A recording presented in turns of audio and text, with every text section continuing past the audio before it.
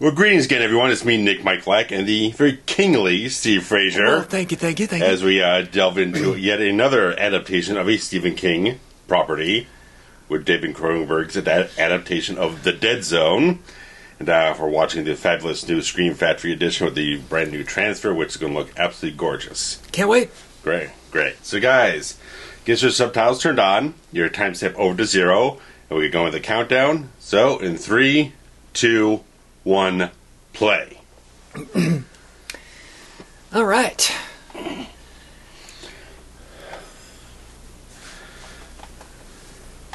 This came out in 1983, is that correct? Yes.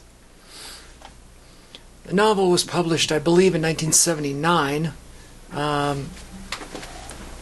Actually, as we record this, it was about a week or so ago, 1979. Okay. So, 42 years ago. Yeah. Which, and I believe at the time, it was Stephen King's most successful novel. He'd done, 5 or 6 other ones at this point. Yeah. Carrie being the first. Sure. Salem's Lot. And right, yeah, there was all of that. The Stand, actually, I believe, had come out. Because on the actual novel, it says from the author of The Stand. Which, excuse me, again, I apologize, my vocal cord's still not working after 9 months, but that's fine, it'll come back. The Stand actually came out in 78 or 79, early 79, and then the version that we all know and love didn't actually come out till 1990, because he revised it? Well, when the publisher said, we can't put out a 1,000-page book, nobody will buy it. Okay, so he truncated it? They trimmed it down, and then after Stephen King became, quote-unquote, Stephen King, the biggest thing on the market, and can do anything he wants, they re-released it. He actually went through and upgraded all of the pop culture references and the timeline to match 1990, and then the uncut edition came out, and that's my favorite book of all time. Okay. Music by Michael Kamen, your buddy. Yeah, well, because originally, because Cronenberg had worked with Howard Shore, who'd end up doing Lord of the Rings and all this stuff years later. Sure. Saturday Night Live. He was the original band member. Well, because Howard Shore was also Canadian as Cronenberg is as well, and wasn't as well established as Kamen, at least with the studio, and the studio wanted someone they had a little bit more familiarity with the score of the film, so they kind of pressed upon Cronenberg to use Kamen instead of Howard Shore. All right. And Kamen would go on to do like Highlander and Die Hard and Lethal Weapon. Die Hard and Lethal Weapon is what I was going to say. Tons of stuff. We've kind of talked over this montage of small town America, which I love. The Dead Zone logo, which is straight off the cover of the novel, based on the novel by Stephen King. Anyway, so this was his most successful at the time. Yeah. And I believe it still has. I looked, earlier this morning. And it's got like a 91% approval on Google. Like 91% of people. Deborah Hill, hey, look at that. Deborah Hill. She roped a lot of people into this because she was, I guess, connected with producer Dino De Laurentiis, who kind of secured a lot of these rights from King. And she roped in people. And the screenplay adaptationist, Jeffrey Boehm, he has credits on the first 3 Lethal Weapon films. Oh, no kidding. So, all right. Look at this. I knew the name haircut. And all that. I was like, alright, this thing looks gorgeous. This haircut on Walken is bad. No fun. He is an English teacher. We're learning Edgar Allan Poe, which is great. Oh, he's And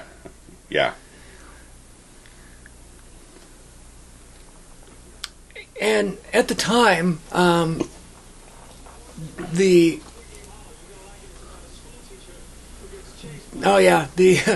guy who would end up playing the Headless Horseman in Tim Burton's Sleepy Hollow. Oh, look at that for irony. Yes. That's fun. This is actually one of the better adaptations. Oh, it's fabulous. Just on its own, the film is fabulous. Right. You know more about the novel towards the film. Right. I reread the novel in May or so of this year, so, 4 or 5 months ago. Whenever they announced that this DVD was being released... Blu-ray, yeah. I said, well, let me revisit. Yeah. And one of the things that struck me the most when I rewatched the movie immediately afterward, I was on Prime or something, so I just streamed it. Yeah. Is how quick they got to kind of the accident, and they really rushed the first. Because there's something in the novel about him as a kid. Correct. Because Cronenberg did shoot a sequence, but decided to remove it from the film because he just wanted to. He felt like for the film it was a strong enough establishment with just Walken's injury. With Walken's performance from the beginning of the film up to the accident. He felt like that was enough establishment of the character. Well, I don't know if I agree with that. And so, of course, you do the kid, then you're doing a kid actor, then you're moving over to Walken, so you had to kind of like transition and reestablish it, stuff like that. So he felt like it, for his sake, he felt for the pace and the storytelling of the film, it felt like a better choice. So one of my major gripes, and I'm an adaptation apologist, I completely understand why you remove stuff, why you change stuff. And there's a lot of stuff that they changed about, not a lot, but there are some major beats that they changed in this story, and including the ice is going to break. But we'll talk about that when we get there. Right. But this whole opening sequence, I feel like they really undercut the love story quite a bit, and the setup of his ability. So at this point, he doesn't have any ability whatsoever. Right. When he's on the roller coaster, there's some hint of something happening to him ahead of the accident, but right. So, like you were saying, as a child in the novel, he has an accident ice skating, right? And some guy who's working on the engine on a car, and it sparks off and causes an incident. Right. And he's able to predict, based on his head injury from the ice, that bad something is going to happen to this other guy, and it comes true. And then what they don't allude to here is that he's kind of had the ability to do this premonition thing for a while. And there's an entire setup, like the first maybe 25% of the book is the setup here of their love story. Okay. And him taking her on her date, their first date, and they go to that little carnival or whatever. Yeah. And the whole first section of the book is actually called Wheel of Fortune. Okay. And he plays one of those kind of carnival games with the big wheel, and you pick the number, and you win money. All right. And he predicts the correct number like 6 times in a row and wins up like $500. Okay. And it's this big, amazing thing, and he says, "Oh my God, I can't believe that." She's wondering how he did it. Right. And they're like falling in love. And that's when he leaves the house, and her house, after that that night. She gets sick, and after the carnival, like she gets food poisoning from the carnival. Okay. And then he's taking care of her, and he leaves her house and gets in the car accident, which I don't know why they changed this. So they changed the car accident here. Okay. In this film version, as you can see, it is a sleepy guy, a truck driver. Yes. Stephen King loves truck drivers, doesn't he? Yes, as we've covered before. So we have the sleepy truck driver, which is fine. Right. It's a big stunt and whatever, I get it. He comes over the hill, and what are you going to do? He has no choice but to run. It's snowing, it's slippery. Sure. Now, in the novel version, he comes over the corner, and it's 2 teenagers drag racing. Oh, okay. And obviously the one car is in the opposite lane, so that's fine. But there is a car in his lane, and it's a head-on collision. Okay. And again, there's no real reason to change it. It doesn't. No. I don't feel like it would cost any more or less money. Right. However, I don't feel like that was integral enough to the story to alter anything to make further. to make a difference. Right. You can make it whatever you want. Right. So it's kind of a catch-22. You're like, well, sure. It's fine that they changed it because the end result is the same. Right. But why change it if sure. It's insignificant enough to not warrant a change, but it's also insignificant enough that they could have just done it. So I don't know. It's weird. It's a weird thing that my mind is struggling with. So yeah, I'm just thinking minor logistics, like hiring an extra stunt driver or something like that. It's not that much, but difference in what you have to do for the production on that regard. Right. And then there's also, because of the fact that she was... Oh my God, I just used because of the fact. That's one of those things that I hate. I'm sorry that I said because of the fact. Can we edit that out in post? No, can't do that. I'm sorry. In the novel, she gets food poisoning and she's sick, and she tells him to go home. Okay. And so he's trying to take care of her. So there's a guilt factor. She's guilty because she sent him away. She sent him away, right. Weizak Clinic was also in the novel, and I believe, interesting side note here, I don't know who, the name Weizak, maybe he knew a Weizak. Sure, who knows where he grabbed names from. Interestingly enough, there is a Teddy Weizak in The Stand, which came out like one novel prior to this. Sure. And in the 1994 TV adaptation of The Stand, Stephen King plays Teddy Weizak. So that's interesting. Anyway, childhood friend or something. Yeah, could be. At this point, we're like 100 pages into the novel. Okay. And we're only 11 minutes into the movie. Not 15 minutes in, yeah. So I had a hard time when I was rewatching it. I was like, oh man, are we really... Now, I'd seen this before. Truncating as much, and I'd read it before. I read it in high school. Sure. So 25 years ago. And I'm like, oh no, are we really... Is it that different? I'm wondering. Sure. But it ends up being fine because, again, you can... Things like the car, you can change it. Yeah. I just feel like they didn't do enough setup of him being able to... Like him having previous ability. Right. And I feel like that kind of changes the overall arc. Yeah, the film presents it more like the car accident is the sole trigger event. Which is easier to film. Yeah. It's easier. It's an easier story to tell. Yeah. I get it. That makes sense to me. Can you imagine? Let's say you go to sleep tonight and you wake up and it's 4 years later. Yeah.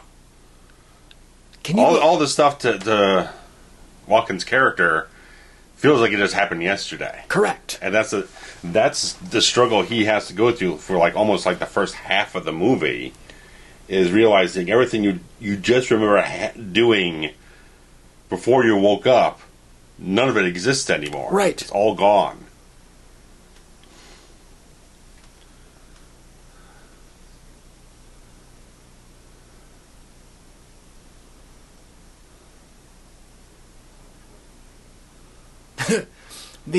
How long have I been here? Right.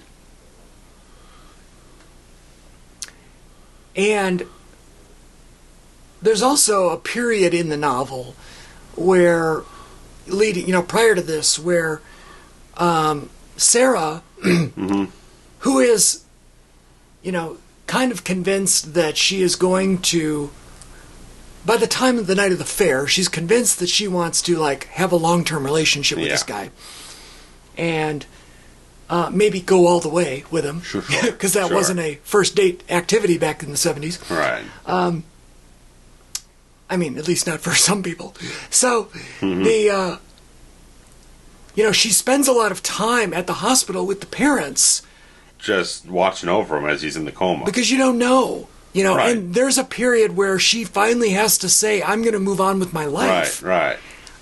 Which kind of makes their relationship later on more tragic. Yeah. And I do think that that's one of my probably two major changes that to the film version that not bother me, but I feel like are a squandered opportunity. You're kind of wanting. I wanted more of, right.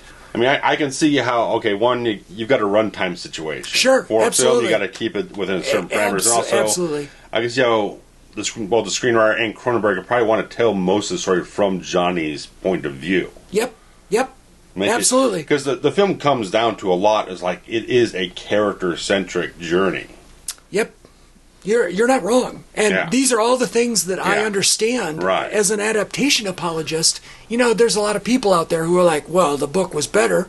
And you're like, well, do you understand the difference between the structure of a movie and a structure of a novel where you can just do anything you want? Right. I never really caught on with the TV series they did with Anthony Michael Hall. I did not either. No. But I don't know how much. And this is great. This is a great reaction because his girlfriend is now married, and so we've summed up all of that relationship in this one scene, which I get it. His emotion, right, and that's fine. That's fine. I just later on. Well, we'll talk more later on when we get to their reconciliation or reuniting scene. Yeah. Is that where towels go? What happened to the towels that were there before? Who used them? I don't know. In order for them to needing be replaced there. I don't know. That doesn't make any sense to me.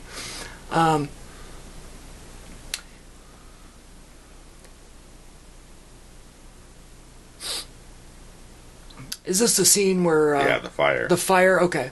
The fire scene actually was a real thing in the book, but it wasn't the nurse. It was a physical therapist a little like 2 or 3 premonitions later. Okay. So they truncated it for the sake of time and cinematic, whatever. I mean, this is a good one to introduce it to the audience because it's very visual. Yep, absolutely. And very intense. Alf? Was that an Alf? No, Alf wasn't a thing yet. But originally they shot the sequence. There was a E.T. doll in there, and they realized we can't be doing it. We got to reshoot that part. We can't have that in there. You can't burn E.T.? I'm sure they felt just a little odd with it. They don't want to send a wrong message to Mr. Spielberg. I mean, come on. It's 1983. Spielberg is the biggest thing in the universe. Right. That's a great shot there. Oh, yeah. Because you could tell that he's just standing up under the bed. Right. They had a little slope down. Yeah. So, one, to protect him. Also, if anything went wrong, he could just slide right down underneath into his chute. Yeah. That boiling fishbowl is such a beautiful visual. Fabulous.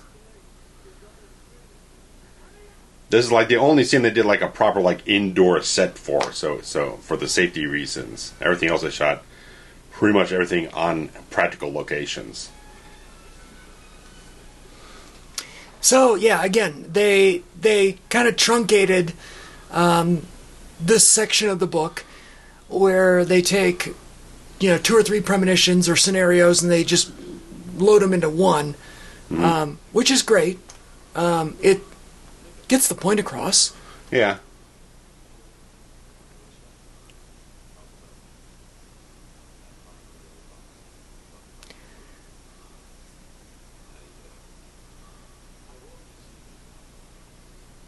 It was the interesting thing with Cronenberg's I would never name a character Johnny Smith because he just felt like it was too generic of a name. But I can get it from King's point of view. You want to make him as much of the everyman as possible, so you give him the most kind of boring name possible. Nothing too ethnic, nothing too much about certain things. Just it's as kind of narrow, plain in the middle type of name you could grab. Right. They did kind of reverse the order of things here in the book. This was earlier? This was early. Yeah, this was a little bit earlier, and this was the thing that really there was doubts, and then this actually solidified. The Doctor had a partner in the book as well. Okay. And they got rid of that character for the sake of too many characters, and you got to kind of slim it down a little bit to make it more concise. And I believe the other Doctor believed him, and he did not. And this scene is what made Weizak the Doctor a believer in the mythology. Right. And it was the same scenario with that his mother had actually survived the Holocaust and had escaped in this other, refugee, underground of sorts. Passed him off, and he assumes that his mother dies in the war, but he learns through Johnny that the mother survived. Yeah, because there's a moment where right after this, he's going to have a scene where he's going to dial a phone number. Sure. And yep. I know all of that is straight out of the book, so it's very well done.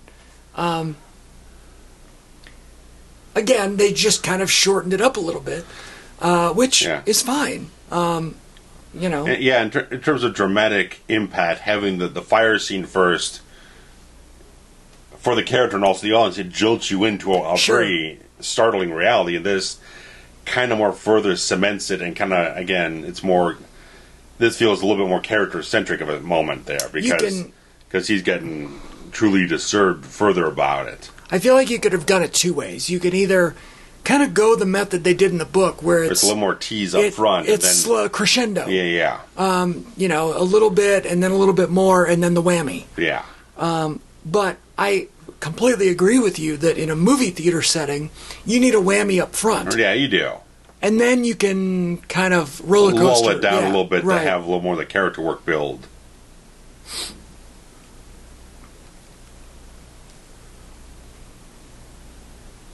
I like the cat bookends. I think that's a good touch. Is that a microwave on the back? What is that? Oh, it's a radio. I was like, what the hell? Who has a microwave in their office?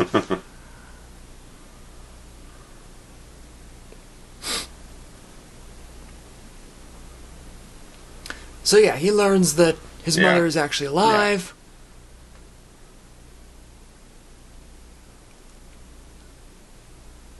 She's remarried. She's got a whole family. Oh, yeah. I don't think he actually ends up having any discussion where they're just like, it's too much. Right.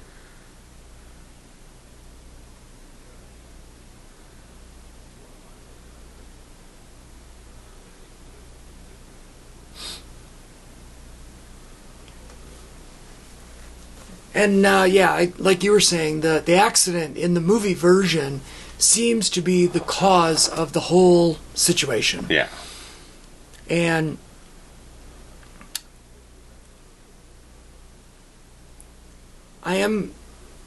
it's bad. Since I read the novel and then watched the movie immediately afterward, I have trouble remembering which is which. Do they do like a word association thing coming up here? I don't know.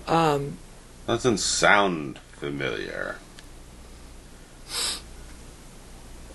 There's an entire thing, a whole idea in the book that even as part of these premonitions, there are sections that are like a blind spot. Yeah. And he knows what he wants to say, but he can't think of the word for it. Or you know what I mean? It's like how to vocalize what he's trying to warn people about. Sure, right. And that is the dead zone. Is his inability to, like, it's like at the tip of your tongue kind of situation. They kind of recontextualize it here. They still use the terminology of dead zone, but I think they kind of shift it to mean something slightly different on this. Right. I think it's more just like, I think it's in the film is that whole thing is like, I can see the future, but I can change it. That's what they call the dead zone. And I don't think that is as good. No, it doesn't quite fit as much. The blind spot theory, where he can't. It's almost like too much of a vague, almost like a vignette type of thing. You can see like the pinpoint of it, but you can't see the surrounding elements. Yeah. And Chris and Brooke Adams here, they had worked before on a stage production, and Chris Walken actually requested her for the role in this film. Okay. She's great in the role. And she's also in the Body Snatchers remake with Donald Sutherland. She's great. Both films, she's absolutely perfect. That came out about the same time that about 5 years earlier. About the same time the novel came out. Yeah. Right, 79? Yeah, about the same time Walken won his Oscar for Deer Hunter. Can you imagine that Walken wins an Oscar for Deer Hunter? She stars in Body Snatchers. Stephen King releases The Dead Zone. They both read it, and then they both star in it 5 years later. It was the whole thing when I mentioned back in the Jaws 2 commentary that Roy Scheider was going to do, I said Deliverance. It was actually Deer Hunter he fell out of. Okay. They ended up doing Jaws 2 because I think it was up for the Robert De Niro role in Deer Hunter, but he fell out of it. Wow. That's like the main role. So Walken doesn't get too damn far in that movie. Well, he does. I've seen that scene where he does, but he doesn't make it out. He doesn't make it on the other end. No, unfortunately. Meryl Streep might not have been any more beautiful in her life than she was in The Deer Hunter. Mm. I'll go on record.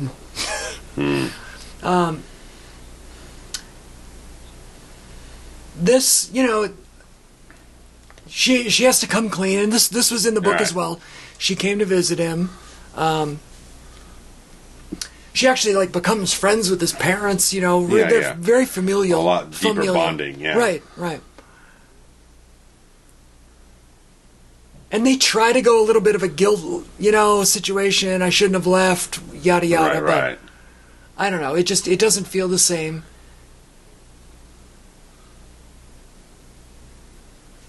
And the talk of the town is a great segue, because it was the fire scene in the novel that leads the public to say, we have this freak on our hands. Yeah. And they're gonna, it publicizes him to the point where people start harassing him or sending him letters, sending him artifacts. The letter stuff comes up much later on in the film. All right. He's got a closet full or something. Yep. And that's straight out of the novel. It doesn't happen immediately. It's probably more on pace. I think it comes closer towards before the Castle Rock Killer thing begins. Sure, yeah. There's a bridge. And actually, the press conference and stuff. What I was going to say is, I believe there's a press conference. Yeah. And there we go. He tries to. Yeah, she's great. He actually puts out some. He tries to do a fake one or give the wrong incorrectly to try to quell the public's surge of bothering him. Yeah. And in the novel, there's a reporter character of Richard Dees, correct? Yes. Because he ends up being in The Night Flyer, portrayed by Miguel Ferrer. Okay. So, but he's not in the film. There's another reporter, but it's not that character. Yeah, right here.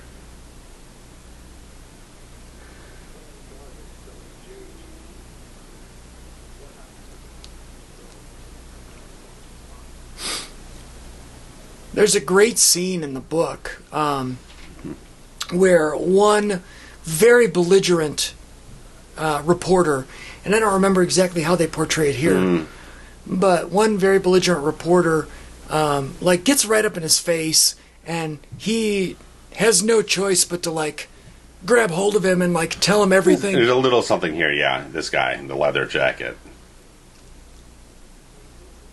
Oh yeah, Greg Stillson. Oh yeah, nice they touch on that early. Well, yes and no. Greg Stillson appears on page 4 of the book. Okay. So super early. One of the things there's actually, it's a great little, maybe this is a nice time to talk about it. Sure. There's it's almost like a preamble in the book. It's before the beginning of the story. Right. And there's 2 sections. And the first one is about little Johnny's ice accident and him being able to predict. I see what they did here. Yeah. He does it incorrectly, right? To get everybody off of him. Yeah. Well, he doesn't actually have a vision. He just kind of makes something up. Yeah. In the book, the guy's so belligerent that he actually does have a vision and puts him in his place. Okay. And proves that he's actually and then everything they say is. And then regrets it, and then it starts the cycle all over again. Right. But again, that's too many steps. Let's just get rid of it and trunk it down. Right.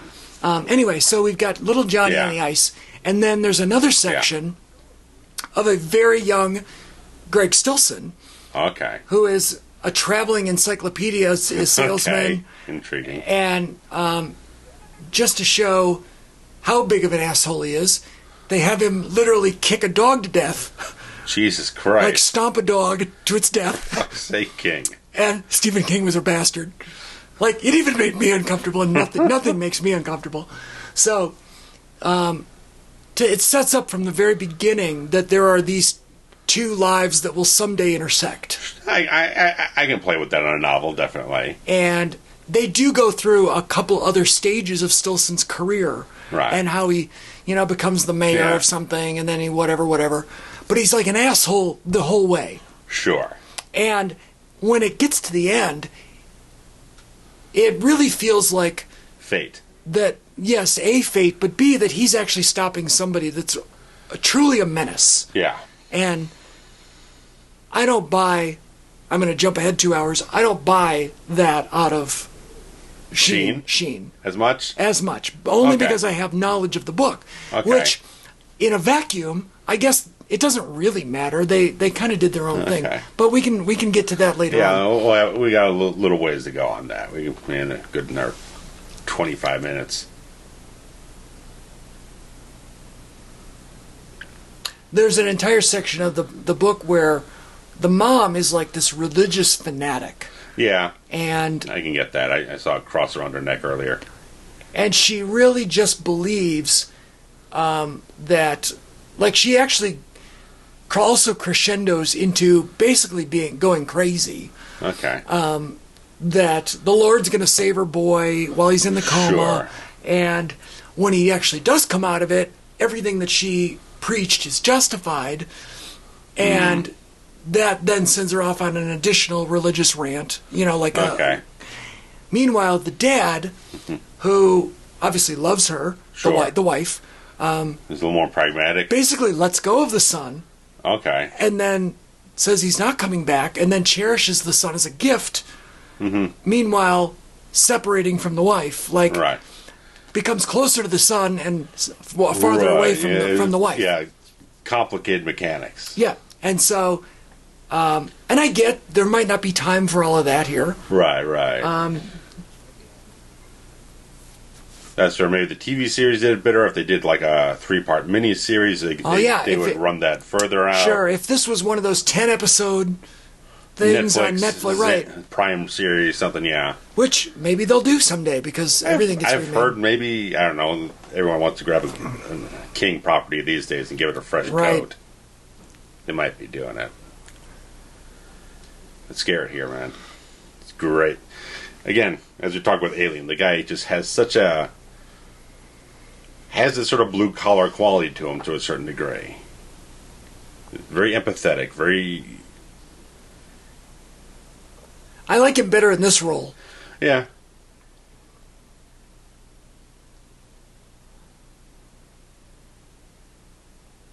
Is this where he turns down the cop for... Yeah. Because for him, for Skerritt's character, it's like he's running after this Castle Rock killer, and it's like he's out of options. He has no idea what else to do. He's got to... Regardless of whether he believes in what Johnny is capable of or not, he's got to use something. Well, right there, I'm at my wit's end. I got nothing else.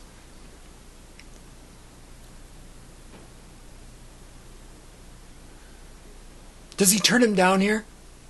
Yeah. I thought so.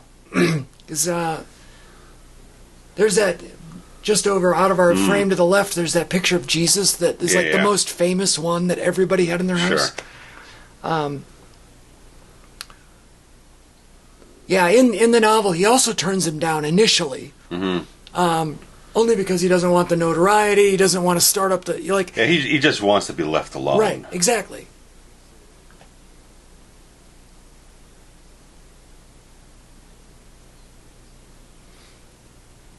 Interesting that on the patch, on the shoulder pad there, it's Castle County, New Hampshire, and it's not in Maine. That's whereas weird. Castle Rock, the town that Stephen King made famous, is in Maine. This was the very first story ever to be set in Castle Rock. That went on to, house other, dozens of other novels in reference or setting. You're a fan of Needful Things, which is a little bit. I haven't watched it in a long time. I picked up the Blu-ray just for an inkling of a watch. I read that book at least twice. It's awesome. Stephen King has such a way of doing like small town goes crazy, kind of small town bad thing. Salem's Lot as well. It's right up on there. Yeah, and he loves like bad, evil inhabits small town. Yeah, Creeps up behind the curtain of the small town. He loves that. And Needful Things is one of those novels where you get to know 35 characters, and it's similar in nature to The Stand or It, where you learn so many people and there's interwoven stories, and all of it is under this umbrella of evil. And the movie is pretty good. I mean, it's a decent adaptation. I haven't seen it in about 10 years. Which one? Needful Things. Okay, yeah. Yeah, it's been a while since I grabbed it. It was on sale for a Kino Lorber sale. I was like, I'll grab it. It doesn't have the German version has the extended TV cut, which I want to see. Oh. But whatever the case is. You have to come to my house and watch it on that region free.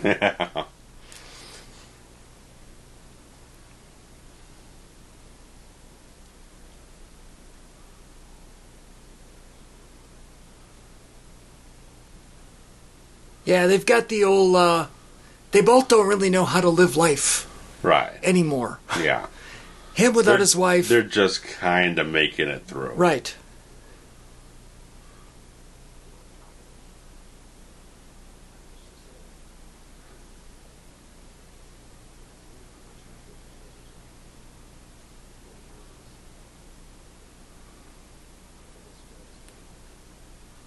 I think it's about this time in the book that he starts getting headaches.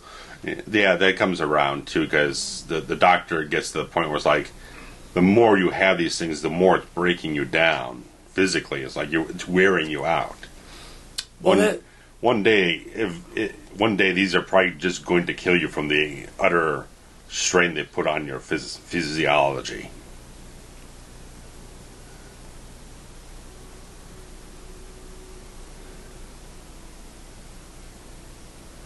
Hot buttered Cheerios? I mean, I love Cheerios. Everybody had that pitcher in the 80s. That plastic pitcher.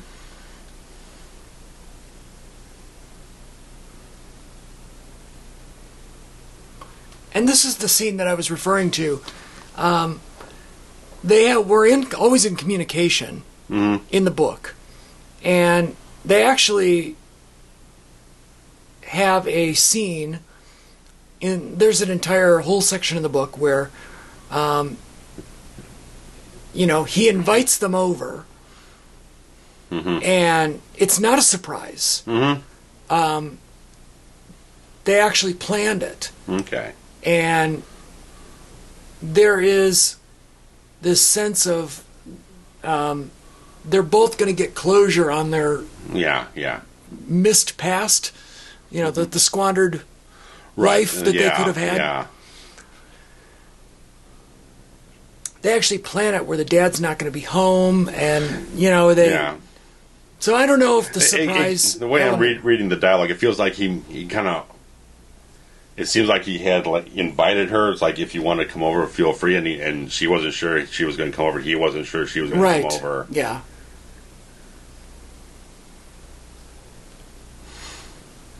Cute kid there. And I do feel like, because of the rush job that they did at the beginning and even in the hospital. Abbreviated. Right. Everything is so, quick that I don't feel the same, I guess, passion / closure in this scene. Sure. As I did when I was reading the novel. Right, but again, I'm not saying that that's bad. No. I'm not saying this is bad. I think this is great. I think a lot of it is them carrying these performances extremely well. For how it works for me, watching it as I've watched it before, they've got really great chemistry, and I think a lot of the emotion they show works very well. Yeah. But I can see where it could be deepened.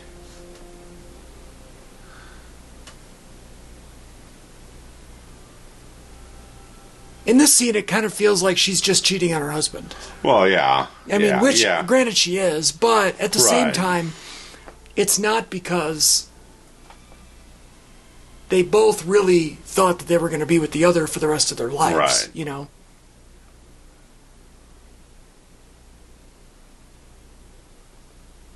They also kind of cut through the lovemaking. Right. They implied it, sort of. Yeah. It's. You get the idea of it. You don't need to show bodies doing writhing and such. I mean, writhing bodies would have at least given me the sense of passion. Sure. Yeah. That the rest of the story they left out didn't give me. Right. So it's like, again, it feels rushed or lacking. Yeah. But again, it's not off. It's not bad. I'm not. Yeah. I'm not really harping on it. I can see your point of view on the whole thing. Is like, yeah, if they had done an extra 15, 20 minutes of depth and build up and establishment at the front of the film, that they could have left the scene alone. I would see them going much more, having more of a temptation to show them in the act in the entire film. Yeah. And I think they could have even left that scene alone had they done a little bit more work in the beginning to set it up. Yeah. But it's like they cut, 3 frames off of each section, and so now it feels like jittery. Mm-hmm. But man, he's great. Oh. Walken. Yeah, I mean,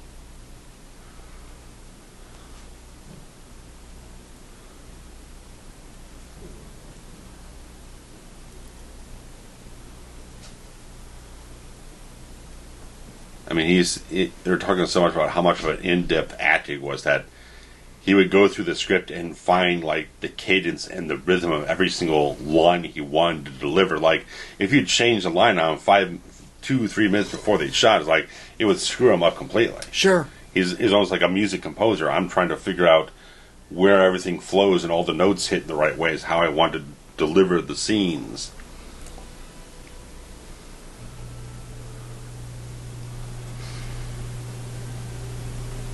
Oh, look at that. Yeah, I feel it. Yeah.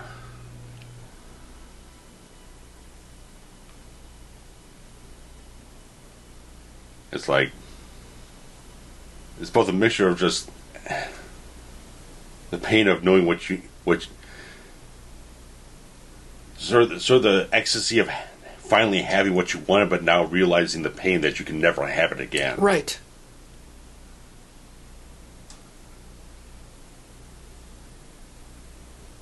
I also don't know if they did a good enough job with him dealing with the fact that 4 years had gone by. They showed in the novel he did have an interest in politics. Okay. Prior to the whole thing, like there's a scene where he's asking things like, "Well, who's the president?" And the dad says Ford. And he goes, "Henry Ford is the president?" And he's like, no, Gerald Ford. He's like, "Wait, that idiot that never got elected to anything?" So, like, there is this inclination that he is interested in politics and politicians. And so they keep that swirling, like, final third of the book with still saying kind of in the makeup of the character. Right. I mean, he is interested in what's happening, and he's following along in these stories. Right.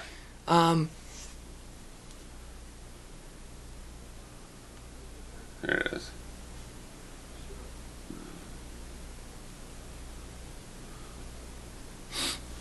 Mm-hmm.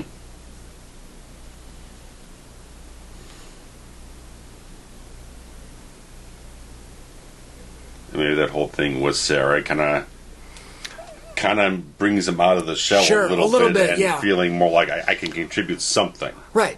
Yeah. I can break out of my borderline depression or something like that, my recluse nature, and just try to make something better out of this pain that I'm feeling.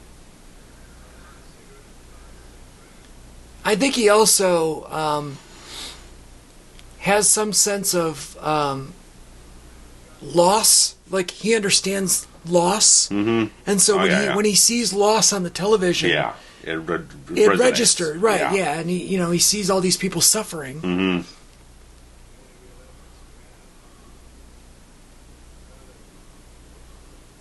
As he just puts his hands all over him. Did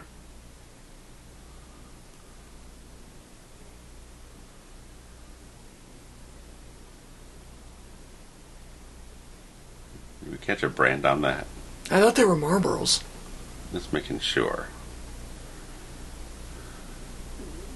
I think they are Marlboros because at least in the novel, that was a point that that they were making that, like, great, millions of people smoke Marlboros. Sure. What have we uncovered here? Nothing. Yeah.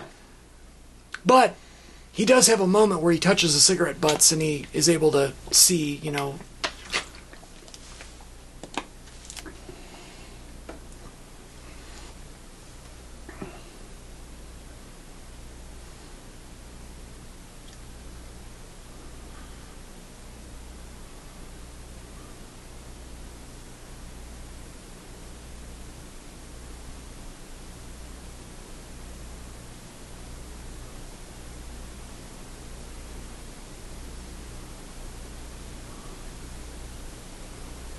And again, this is obviously an abridged version of events from the story, from the novel.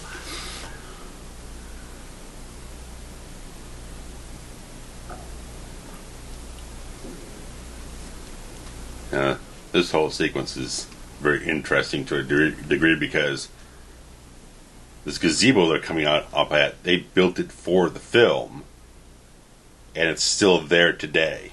Well, that's fun. Because they built everything... Aside from the roof of it, which they told if you wanted to keep it, you'll have to redo it. Everything else they built exactly to code. It's like, if you want this, you can keep it. And now it's marked... I looked it up this morning. It's marked as a historical landmark in Niagara-on-the-Lake in Ontario. Those silly Canadians that name their towns Niagara-on-the-Lake.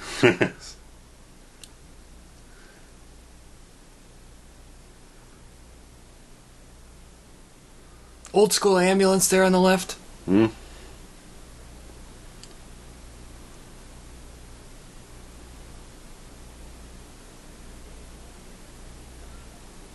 There's interesting segues in the novel where it kind of goes back and forth, and it has scenes in the novel where girls are met by a mysterious man and then ultimately killed. And so you kind of get to feel their, you learn about the killer. And his individual methodology. Right. Which you actually, as it plays out, it kind of leads you to assume that it's Greg Stillson. Okay. Because of the way that they've set up him being an evil person. Yeah. And I get that they didn't necessarily want to make this out like a whodunit. Right. And it's not presented that way in the book either. But the identity of the killer is left a mystery. Right. So that the reveal of who it actually is impactful. Yeah. Oh, and the way Walken got these jolting reactions on set. Yeah. He told Cronenberg, "Here's a .44 Magnum. Fire it off at some random point in time. Don't tell me when. So I have a genuine interaction when you pull that trigger and I hear this gunshot." And they're able to just edit that out? Well, they don't use the production audio. Okay.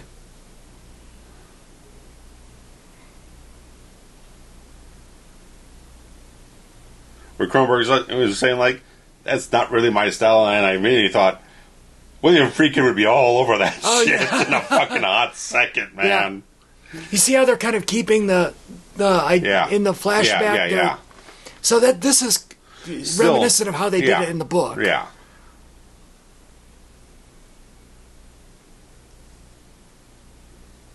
Love the coat, man. The coat is great. They're very much like...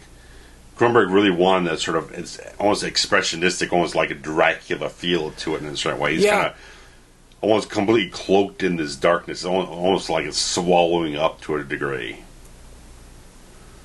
And this is great that they like superimpose him as if he's there. Right. That was something Cronenberg also really wanted. He really wanted Johnny to be like within the premonition, but not able to affect anything, which I think just heightens the plight of the character in such a way right here.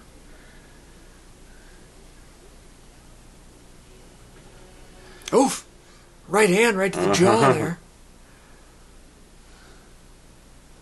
There we go. We're gonna get a little. Oh yeah, we did. And I don't necessarily like that they showed who it was. Yeah. You know what I mean? I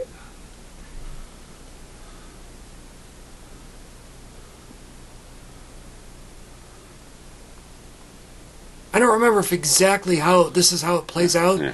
I know that this scene on the gazebo or with this dead body is very accurate to the novel. And again, I just like his reaction so much. Like it's all happening right there in front of me, but I can't do anything about it. He's so horrified by it. And the power he has gives him an ability to do something about it after the fact. He can't stop what he's watching.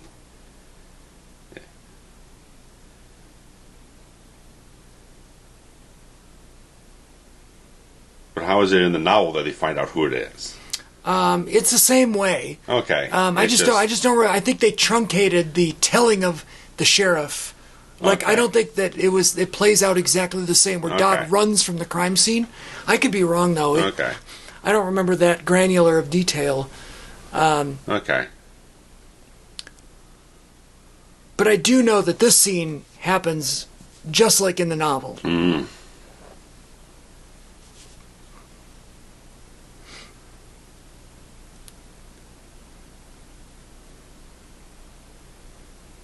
And what a great... I mean, it is kind of it's an interesting little story here that that the sheriff's officer or whatever is actually the killer. Mm. And then runs home. Mom tries to protect him. Right.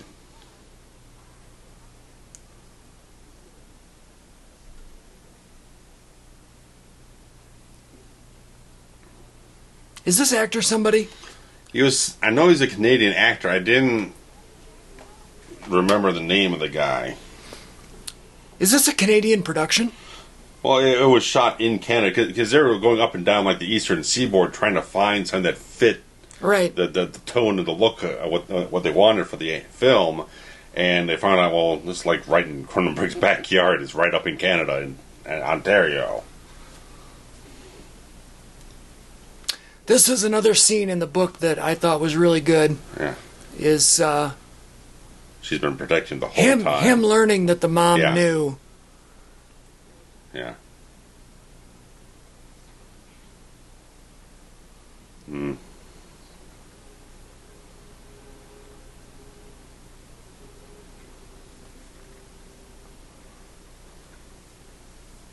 I want to say in the book she shoots him.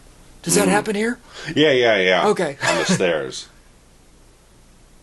I think the actor was Nicholas Campbell.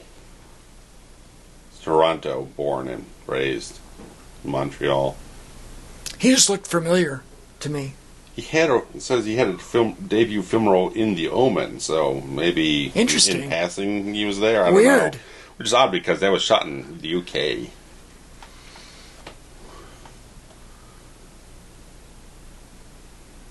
I think there was a main thing of how they dressed his room with all the with the cowboy stuff. It felt they wanted to kind of like portray it as like a kid's room. That there's little kind of like nothing explicitly stated or anything really fully specifically like developed for the background of him, but just certain ideas and clues that kind of show off something that's mentally that he had something stunted from like his childhood that had affected him to become what he is. It was in the novel that he just had like a straight razor instead of the clippers, right? So that's what they were saying in the documentaries. I think so, but I like the visual of what they did with him in the bathroom there. That's a weird, like, creepy Santa there on the right, next to the dummy. I don't know, the cowboys on the wallpaper, the Ouija board.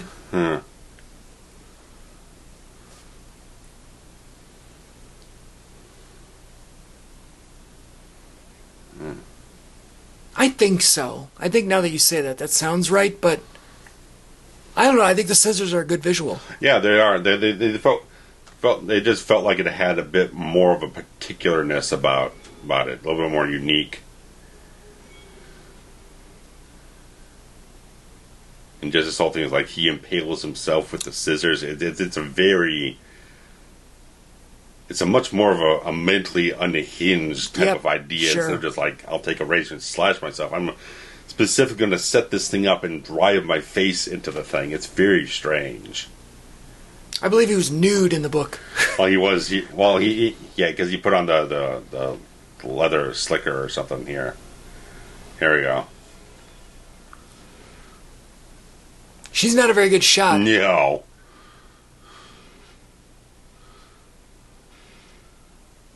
Oof. Right in the gut.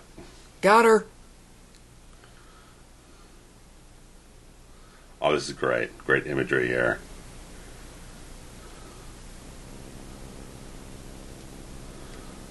I don't really know if I would classify this as a horror movie.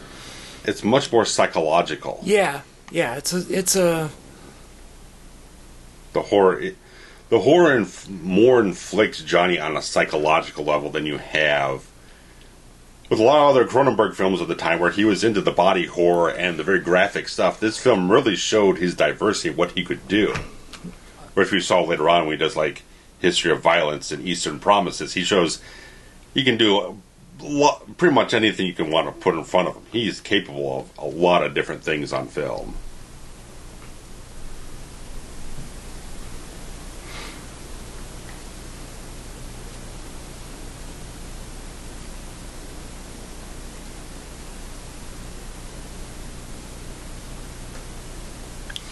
So I think at this point in the novel,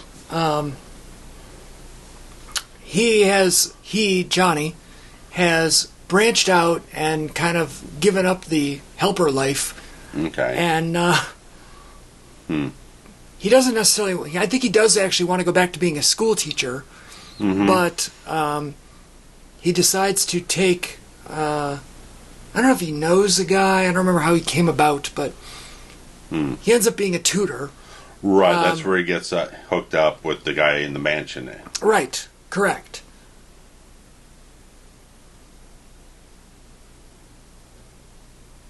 What's the runtime on this movie? I think about an hour 40 something. Okay, so we're past the midpoint.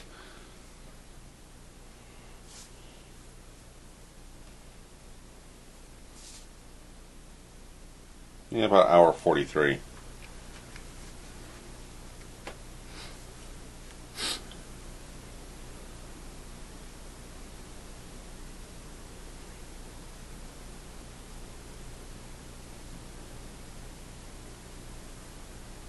The bullet went through me. It's nothing.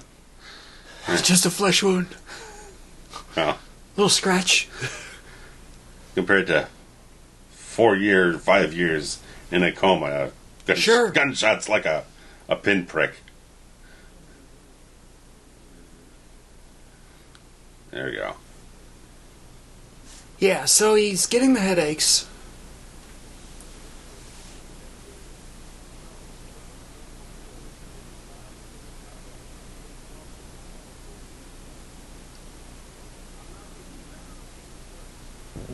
And so in the movie here, as you kind of alluded to earlier, they pretty much say that his... Oh, Mastermind! I friggin' love Mastermind, the game! I didn't realize it was that old. Okay, anyway. So, they pretty much say that his condition and his psychological or premonitions and whatever are deteriorating him physically. Sure. Okay. Well, I'm not sure why they would go that route, because in the book, he has a brain tumor. Okay. And it takes them a while to figure that out. Sure. But to me, that's so much more... Tangible? Yeah. Okay. Like, you can... Yeah, tangible is a great word. Mm-hmm. It's, this adds more of a sci-fi element to it that... Right, it's a little bit more metaphysical. Right. And the brain tumor, actually, in the novel, is kind of what leads him to say, I'm not really going to survive this. Mm-hmm. And so, every every moral that I had... There's the letters. Oh, sure, Yeah. okay.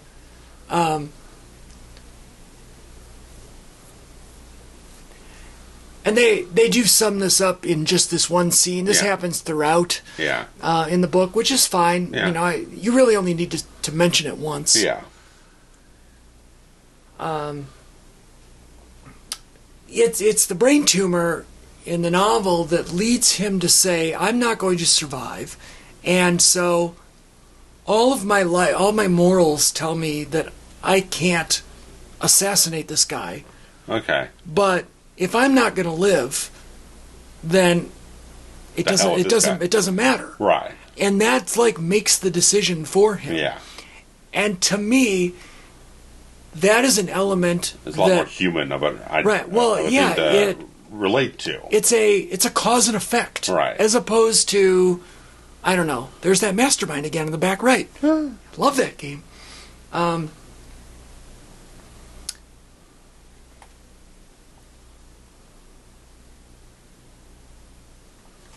So yeah, he becomes a tutor, which is great. Yeah. He's moved out of his dad's place. Yeah. And our Canadian actor Anthony Zerbe.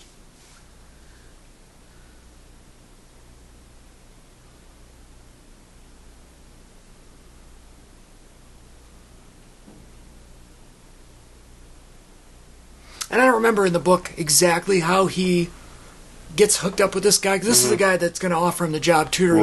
Right. And then it's going to lead all the way over to the Silson and so on and so forth.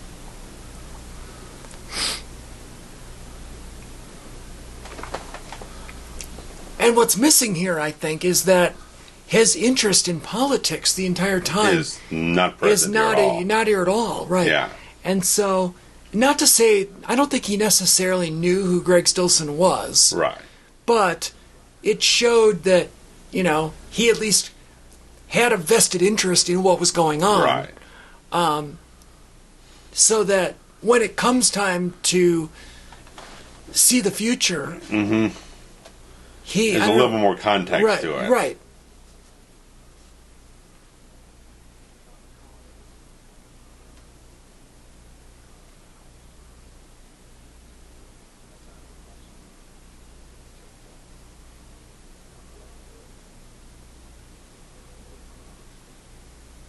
This guy looks so familiar. Yeah, he's just a regular character actor. He's been like in 100 things. I'm gonna have to look him up here when we're done Yeah. and see. I know him from something. Yeah. I could peruse a little bit. We're in a quiet spot in the film, more or less.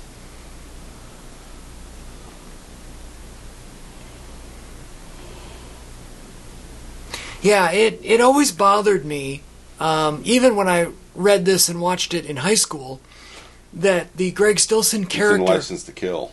Oh, well, all right then. One of the associates of Robert Davi's character in the whole thing. I don't think that's where I know him from, but... No, I know, because I know you know Bond stuff. He was in the Matrix sequels. Yeah, that's not where I know him from.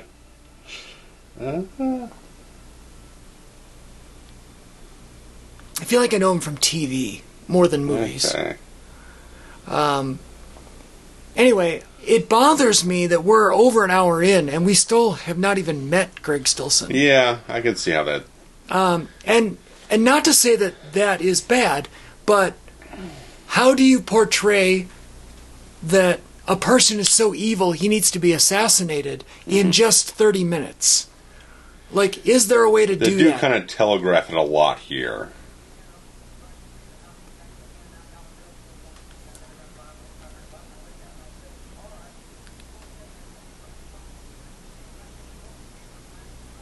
Can you believe how much Emilio Estevez looks exactly like Martin Sheen? Yeah.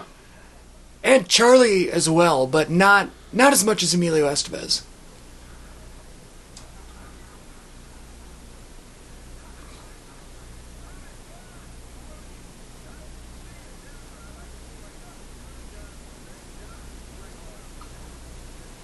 Zerby just has like 1 to 3 guest spots on a lot of different television series. He just pops around all over the place, or used to. It looks like he's mostly retired now. All right. Well, if he ever did a stint on ER or one of those that... No, I didn't see the big hitters on here. All right. I love the fact, and I don't remember how this was in the book, I really don't, but I love that he went to shake his hand but touched the button instead of shaking his hand. Yeah. So he didn't actually get the contact. Right. But it's nice that they play that a little bit here and there with this.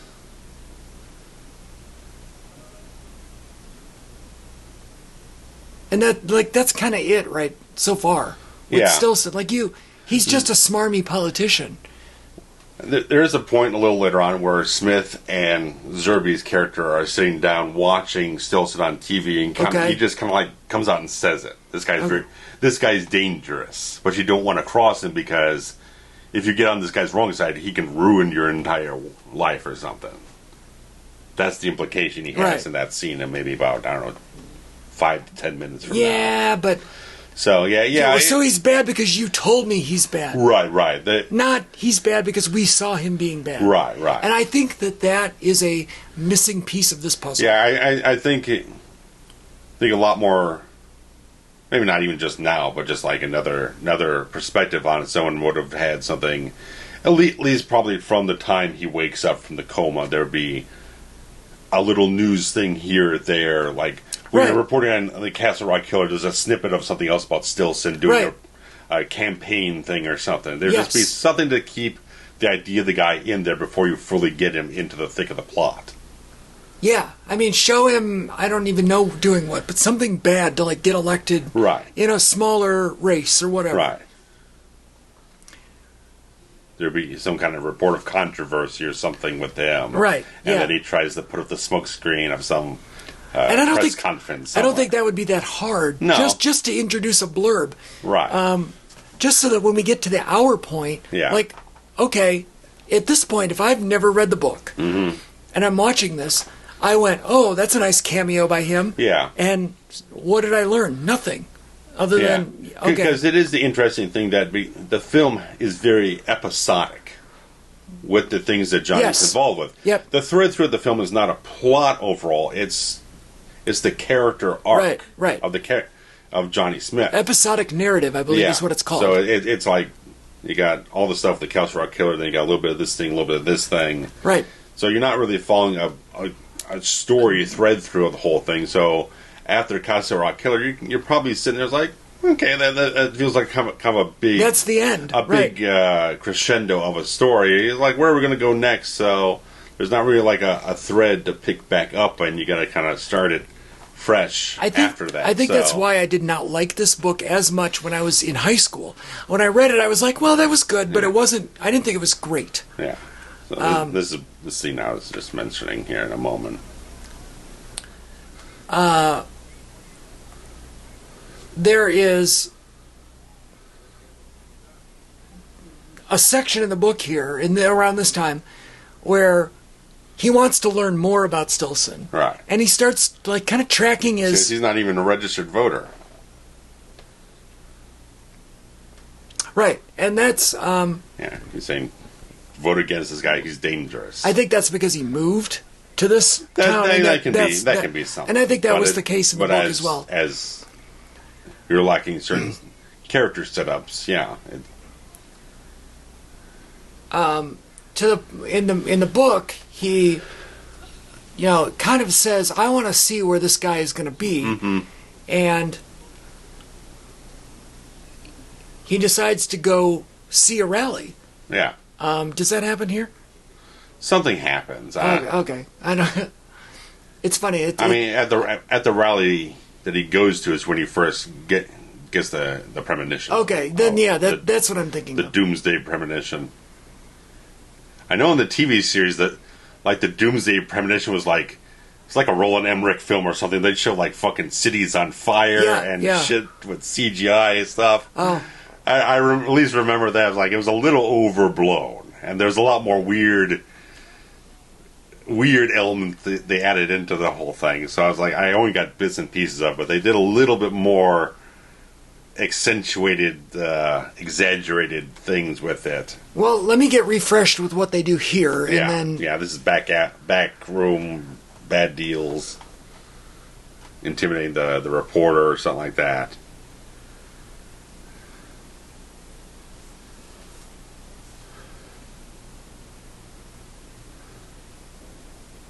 And I think there was scenes like this in the book.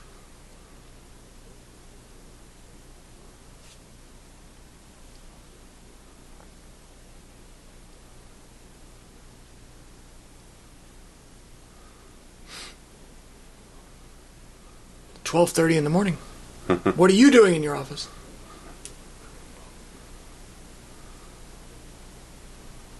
It's like he's got Emilio's face, but Sheen and Charlie's hair. Yeah. And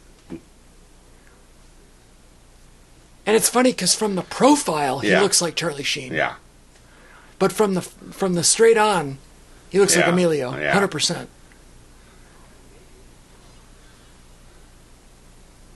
And that's so weird. Genetics are so cool. I love genetics. I like Emilio better with a Charlie anyway, so. Ooh. A little bit. I don't know. I dig Emilio's action stuff a tad bit. I like Free Jack is kind of silly, it's ridiculous, but I kind of dig him in it. Judgment Night. You like Young Guns? I really need to watch Young Guns. It's good. Mm-hmm. The sequel has a John Bon Well, Jovi yeah, track, he did the whole soundtrack. Uh-huh. I haven't watched the second one in a long time, but the first one is very all-star cast. Nah.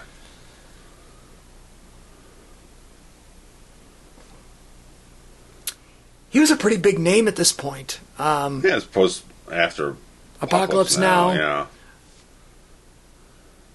Which is a terrible movie. You can fight me on that. Send your hate tweets to @LGFilm. At least it was a horrible production. It was a fucking disaster zone. I'm not a fan. You send Coppola around the other end of the world. There's no oversight. Everything's going in completely wrong directions. Not a fan. Brando's calling the shots whatever the hell he wants to do because it's Brando. He's Brando, right. Who's going to tell Brando what to do? Nobody. Fucking nobody. Maybe Mrs. Brando. Not even. Maybe.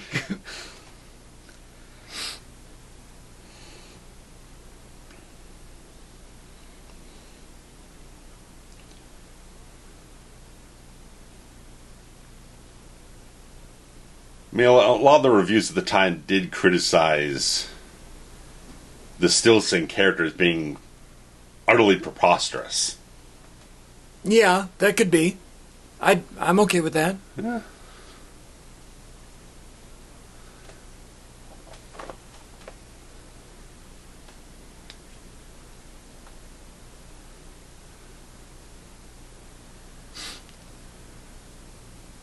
I mean, this was the late 70s, early 80s, so times were different. Yeah. Reagan's in office.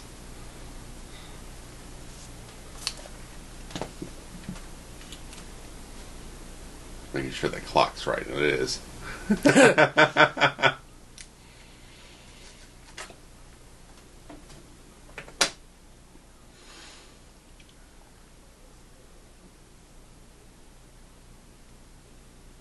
A nice little callback here to him teaching Edgar Allan Poe. Okay.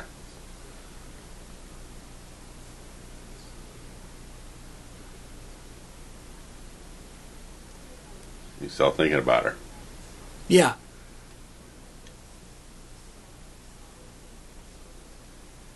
And And it's all, and this is straight out of the book as well. And it is a great allegory to his own life, where, Sarah is his lost Lenore. Mm-hmm.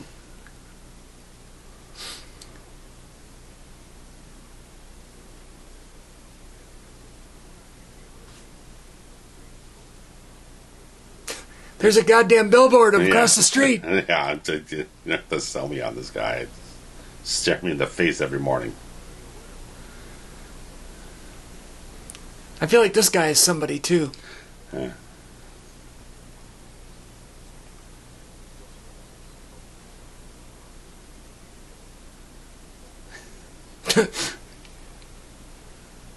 Which means he's just lying to everybody. Right. That's what it means. There it is. That's the new husband next there. Mm-hmm. The one she cheated on.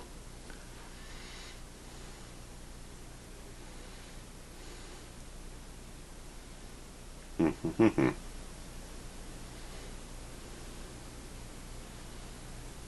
And I'll be goddamned if I don't remember if this happens. I think it does. I want to say that she works for the Stilson campaign in the novel. I don't know if the setup was exactly this way. Sure. But again, not a terrible adaptation. It's a nice organic scene. Yeah, I get it. They worked with what they had. Yeah.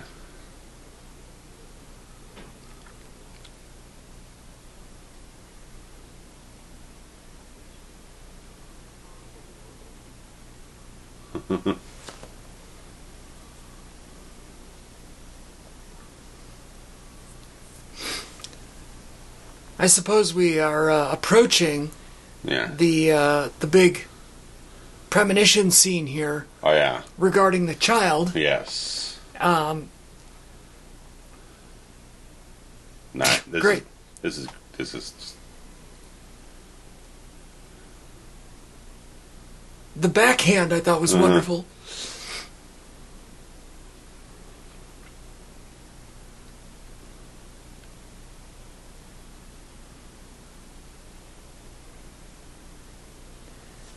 So throughout... Perfect acting moment. Perfect, yeah. Throughout the book, or throughout the movie here, excuse me, the story itself, aside from the omission of Greg Stilson evil...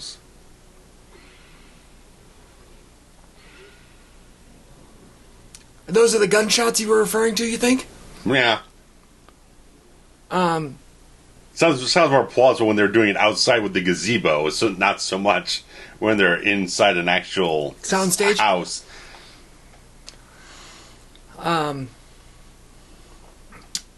Aside from the Greg Stilson evil character, the story beats are all there. Yeah. They're just either truncated or combined or what, Which tends to happen on an adaptation, yes. Right. And that's fine. The biggest, and I'm not even going to say egregious, but the most glaring change for the sake of change. Like even things like the drag racers turned into a semi. Like it's changed, I don't know why, but whatever, it's fine. Sure. The biggest change is the whole idea here of this kid and the premonition with the hockey. Yes. In the novel, this his student is in high school, and he teaches this kid and gets him able to graduate high school. Sure. And the at the graduation party, he, hugs the kid or whatever. Sure. And, there you go. That's probably the most famous line from this entire movie, right? Mm-hmm. The ice is going to break. Okay, so in the novel, at the kid's party, or what? It wasn't the party. It was, I don't know, gathering, whatever. Yeah, regardless. He has the vision, and the vision is that all of the students are going to a celebration, a get-together, a banquet. Okay. And the banquet hall starts on fire. Okay. And, 70 children burned to death in the banquet hall. Yikes. So, he goes to the banquet hall, and he pleads, do not have your party here tonight. It's going to get struck by lightning.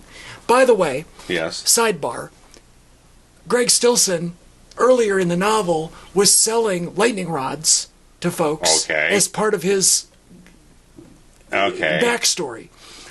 And the rubbish? Yeah, exactly. And this particular story, or this particular banquet hall, didn't have one, or lied that they had one, or I don't know, something. And so he says, look, your banquet hall is going to get struck by lightning. It's going to burn to the ground. All these kids are going to die. Yeah. Look at that great boombox. When they pan back here. Hold on. Look at that thing. Yeah, that is hot. And the record player, I don't know what that record is. Nancy Drew novels over here on the left. This is awesome. So, the banquet guy says, look, I'm going to lose tens of thousands of dollars if I cancel this thing. You're out of your mind. Yeah. Get out of here. So, ultimately, Johnny is able to convince this gentleman that if his son goes to the banquet, his son's going to die. Mm-hmm. And the dad or the mom, I don't know, one of the two, finally says, you know what, kid, have your closest friends come here. We'll have a slumber party in the basement. Sure. While they're at the slumber party in the basement, they see on the news that, in fact, the banquet hall is burned to the ground and 40 children have died. All of their friends. Right here. So the one kid decides, I'm not going, but the other one's still... All of them have died, right. Now he's... And now, right. So we have accomplished the exact same thing. Mm-hmm. And to me, I completely understand why, A, you don't necessarily want to show children burning to death. And also, we already did burning at the beginning of the thing. We did do burning. With the house burns, so you don't want to pull the same gimmick again. Right. And also, even if we were going to shoot it, how expensive would that be? It's a complicated, expensive sequence to do. That's a big old thing. That's like an Irwin Allen freaking Towering Inferno sequence. Right, exactly. So, I do completely understand why they changed it. Now, we also have the idea that they did not show the hockey game as a child, where he injures himself, he gets a concussion or whatever, and leads to him having this ability, which in the novel the accident has made better, not caused initially. And so they said, well, maybe we can still use the hockey theme. Right. And they turned it around. Mutated the ideas to somewhere else. Right. And I think that this works. And clearly it works because it's the most popular line in the movie. Yeah. And also, in that moment, that's Walken exploding the whole thing. Sure. Because apparently he wasn't supposed to swing the key and break whatever that... Oh, really? Glass thing was on the counter there. Oh, I love that. I love improv. Whether it was made of sugar glass or what he was supposed to hit was made of sugar glass. So at least what they said was that he wasn't supposed to break whatever he was supposed to break in that scene. But it's such a... Just like... It's a frustration scene coming out. It's like, your kid is going to die if you let him go to this thing. Right. And it's very... Again, another impactful moment. So they conveniently had in here him just go to the rally that happens across the street, as opposed to almost becoming obsessed with Greg Stillson in the novel and tracking him and saying, you know what, I'm going to go to these other rallies, and he goes to one further away. Almost Taxi Driver-esque in that regard. A little bit, describing a little bit. It wasn't aggressive. Not off of that, but it just in that that's what triggered is main character gets obsessed with a certain politician and starts going a little on the stalker side of things. Obviously, Johnny would probably be a little bit more disconnected in that regard. Right. He's more just observing instead of wanting to. And maybe they didn't want it to feel like a copy or inspired possibly. Maybe not. I don't know. I mean, this is a good shorthand that the park is across the street. He's kind of got this guy's freaking banner looming over him in the whole way, and of course, Sarah being involved with that. It's like there's enough of a compelling emotional impulse to see, like, okay, what the heck? Almost like breaking down. It's like, okay, well, let me just find out what the hell all this shit is about, because he's heard it from Zerby's character. Now Sarah's involved in this thing. It's kind of all the elements keep swirling around him. Let me just walk over there and see what the hell the guy is really about. Let me see him for my own eyes. Right. And there is that element in the novel until he realizes that he's an asshole and he's a bad person. Yeah. And then it kind of escalates from there. So here they just condense it down. Yeah. It's condensed soup. Yeah. Which is fine. There's nothing wrong with condensed soup. Campbell's has been making millions of dollars on it since the 60s.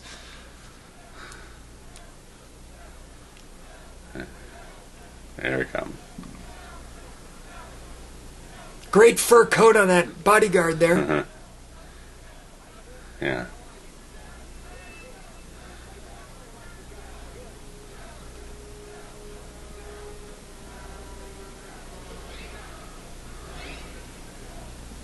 Oh, they do kind of show it. Okay. Yeah. So in the novel, his premonition is that he's the president. Yes. And that he basically starts a nuclear war. Yeah, that's what they show here. Yes. He's telling him, put your thing on the thing so we can launch the fucking nuclear missiles. Right, we're going to launch the nukes, right.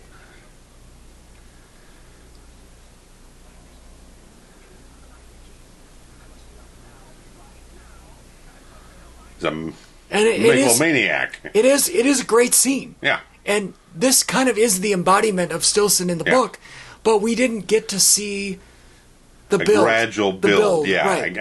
I get your stinging point on that. Yes. So, to me, that's really the biggest. There's that, and obviously the biggest change is the ice versus the fire. Right. Interesting kind of yin and yang, right? Yes. Yeah. And I'm not saying that's a bad change, but that's the biggest change.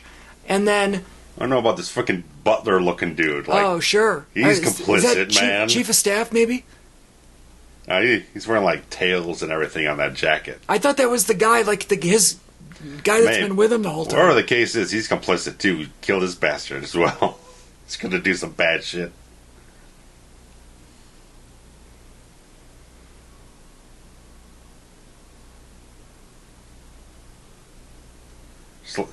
I don't know, there's a little bit of makeup on him to make him a little bit more kind of gaunt. Ghostly or something, pale, and the low angles they're shooting him at just made him look a little bit more extreme to a degree.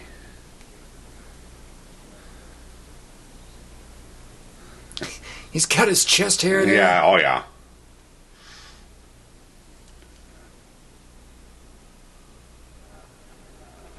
Oh yeah. See, it's the same guy, yeah. I don't know, it looked like he was wearing like a butler's jacket with tails on it or something the other scene. Well, Steve Perry wore tails on stage. Wadsworth here. Wadsworth.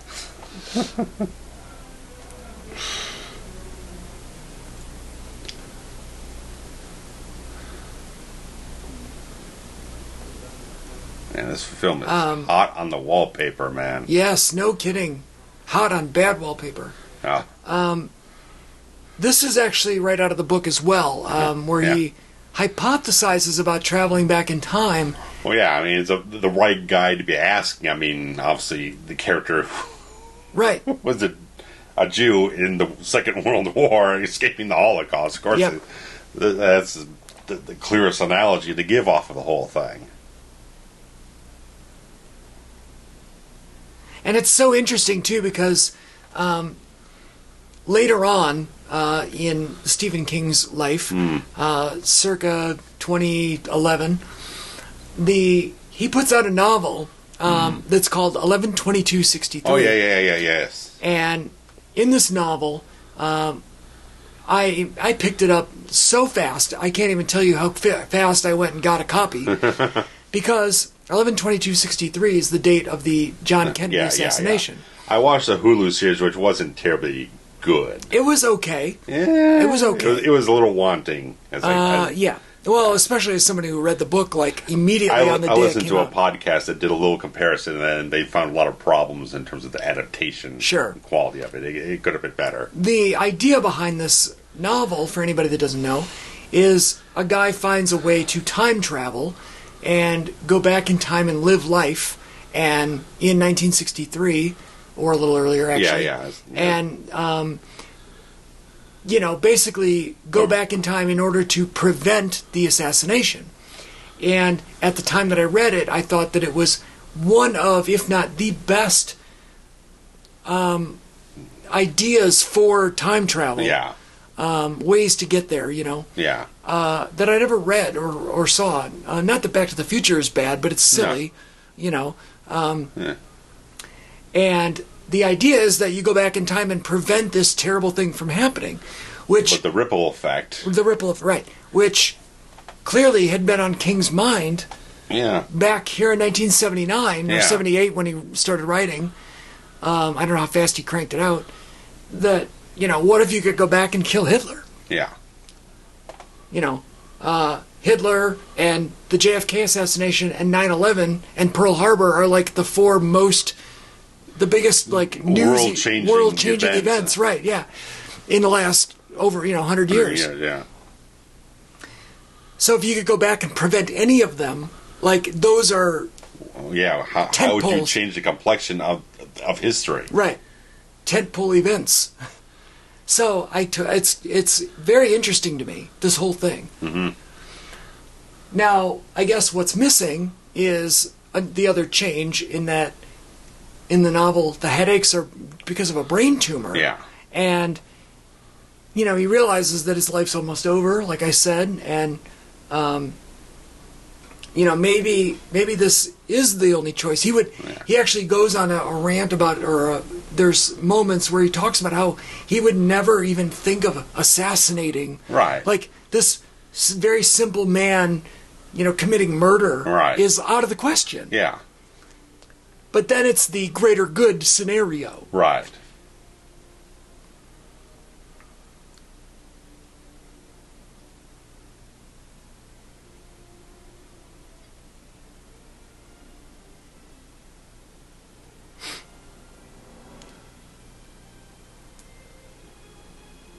And yeah, he kind of researches, where the best place is going to be.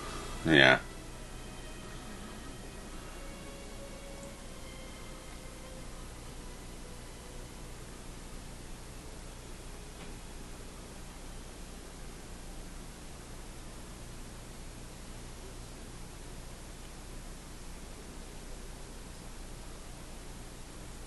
And I do think that he actually writes a letter in the novel as well. Yeah. I love these little small town. I was thinking it's almost kind of so nice how they had the entire film take place in winter exclusively, despite that there's obviously large passages of time that the character is going through all these things in his life, but it keeps a very somber, sort of melancholy tone to the entire film. Yeah. It works very, very well to its benefit.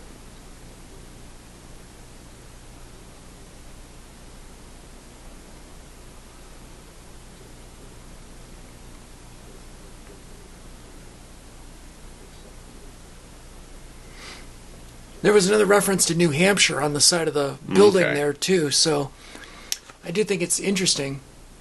No, they made a deliberate choice for that, yeah.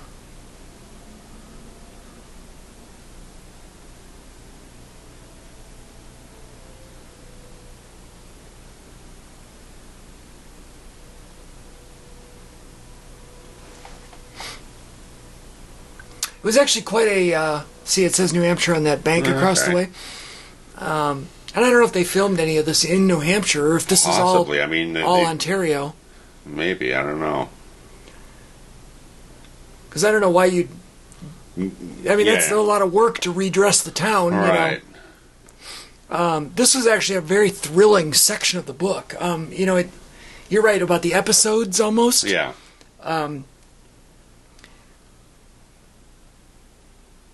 Like the whole learning about the premonitions was the first third. Yeah. And then you've got the Castle Rock Killer as the middle. Yeah. And then the Greg Stilson is the third. Yeah. Like the three acts. Third, yeah. Right. The three, not acts, as we have been discussing them over the past whatever. Yeah. But sections. Sections, yeah. Yeah. Acts. And almost like a stage act. Sure. Yeah, very much so. Shakespearean almost, you know. Phases he goes through. Chapters. Yeah. Chapters are more like it. And this is a very thrilling end of the book where, you know, he has to break in and sleep and, you know, avoid the night guards. And yeah, I'm sure they would add that in. He'd add that there's in there. A lot of, just to give it a little bit more a continued commitment. You still have to evade certain things and go through certain things that would challenge him to keep going forward with it.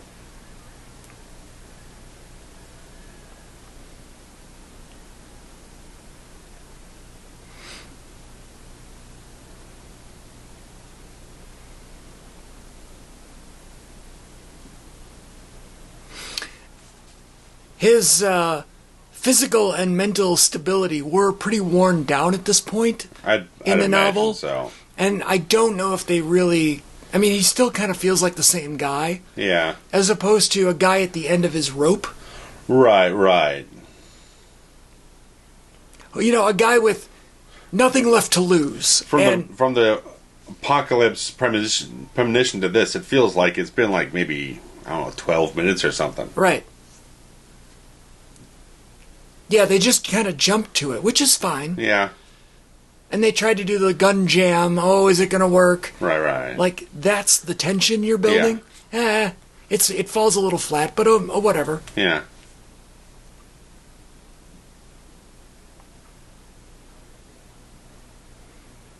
Overall, you know, all of this plays out almost exactly like it does in the book.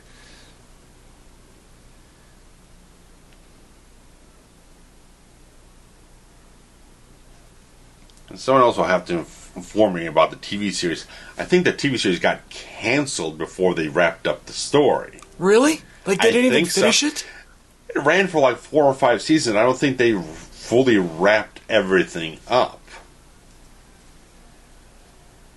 Oh, I hate when that happens. Because like the main showrunner on the thing was a veteran from the Star Trek series and all that type of stuff, the spin-offs from Next Gen and Deep Space Nine, and he was fabulous. But he passed away after like the first or second season, and a lot of people, from what I heard, it kind of dropped in quality a little bit, but they kept pulling the story out so far and adding other little things like the apocalypse premonition stuff that they never got it all tied up at the end, from what I believe happened.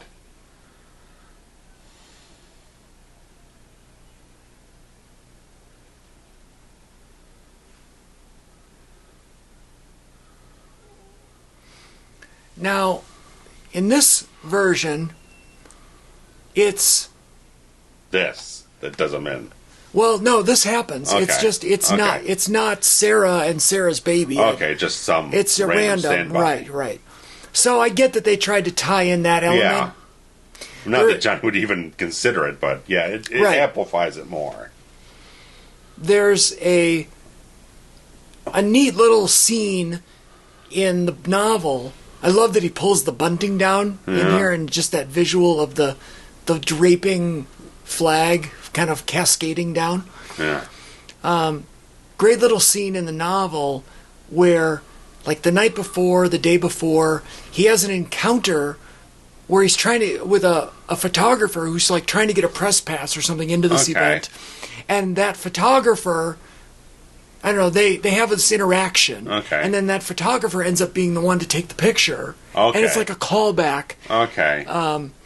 And this is good. I like this too.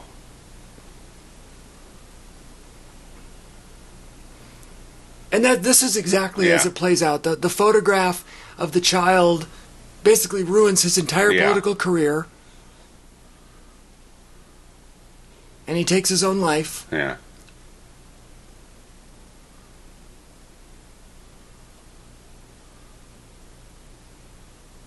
And ultimately, he wins, and he was successful, and his whole illness or, malady has been for good in the long run. And he didn't have to kill anyone in the process. Exactly. Ultimately didn't have to really betray his own morality. He just had to let Stillson's lack of morality show its face. Right, exactly.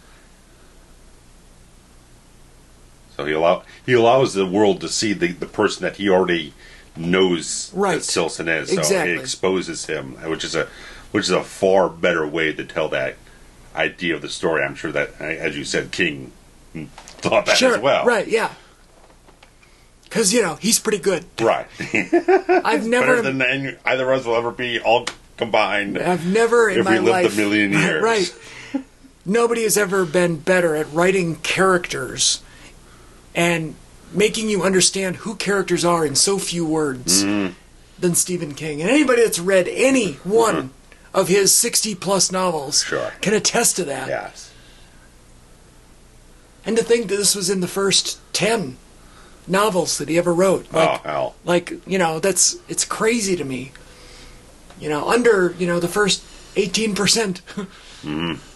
So, as a whole, it's one of the best adaptations from a print to screen standpoint. Yes. And a great little movie. I think it's probably top 5 Walken performances ever. Yeah. I would. Obviously Deer Hunter has to be in there. I would definitely throw in King of New York. Even that one scene he does in True Romance with Dennis Hopper is a killer performance as well. Prophecy. He's got some great... He's got some killer goddamn performances. I think that... Because this one shows so much of a different complexion than a lot of the other roles he does, because it is so much that emotion, the sorrow, the depth of pain and heartache and all these different things. It's a very human performance, and he doesn't miss a goddamn beat. It's all spectacular from the start to the finish of what he puts from that script onto the screen. And he's got great actors all around him bouncing off of wonderful material for him to continue bringing that out. And like I said, with Cronenberg, this showed the diversity of what he can do. He still goes on to do stuff like The Fly and a bunch of other things that are much more graphic horror films, but this showed this guy's not a one-note type of guy.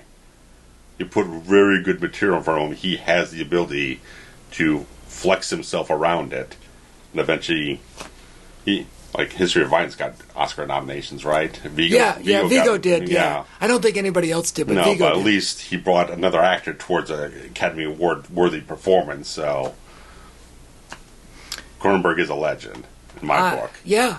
I was looking at the Wikipedia for the town of Castle Rock, because this was the first time it was ever mentioned. And in one of the snippets here, it shows that it was mentioned in It, which I've read a couple times, actually.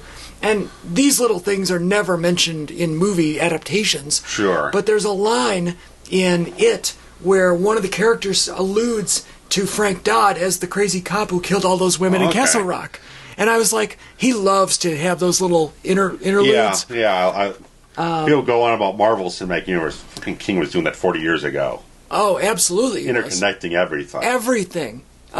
His most recent novel, Stephen King, as we record this, was called Billy Summers. And in it, there is direct references to The Shining. Every single one of his books has some sort of Easter egg in it that makes, for us constant readers, to makes us go, oh yeah, a little wink and a nod, a little. Hey, thanks for paying attention all these years. Yes. So this is a very good one, and I look forward to talking more Stephen King in the near future. Yes, near future. Like maybe next. Yes. So, guys, thanks so much for joining us. All your comments, all that type of discussion you want to get up on this film. Yeah, let us know. At us. Yeah, we'd love to read the comments. Yeah. Can't wait. Especially if you have more to say about the TV series that we're very vacant on. Yeah, I've never seen an knowledge episode of. So throw that in there and see how everything stacks up. So, guys, thanks much. All right, see ya. Adios.